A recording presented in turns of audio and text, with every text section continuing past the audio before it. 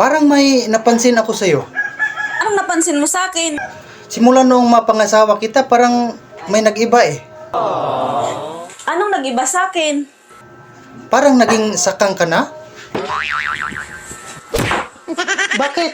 Nagtatanong ka pa? Ikaw ba naman araw-arawin eh? Ganun ba pag inaraw-araw? Oo, sino ba namang hindi masasakang kung araw-arawin ka ba naman? Buti kong maliit. Di naman kita inaraw-araw ah. Anong hindi? Diyan nga kita madalas lambingin oh, paggabi. Di naman ako umupo doon. Paggabi eh. Huwag ka ngang magkunyari, mas gusto kong lambingin kita pag doon ka nakaupo. Bakit? Anong mayroon dyan? Pag dyan ka kasi nakaupo, parang ang liit ng size mo. Pag doon sa kabila, ang laki.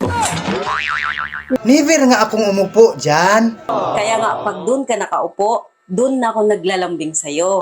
Kasi, aggressive ka masyado. At ang lupit ng performance mo. Talagang mapapa-out talaga ako sa'yo.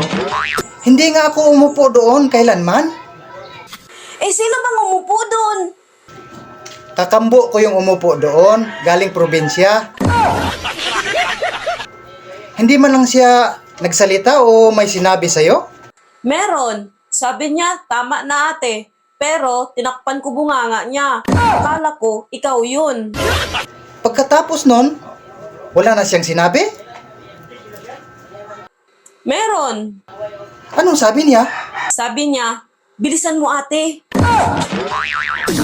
Ano naman ginawa mo? Binilisan ko rin ang todo. Utos mo eh.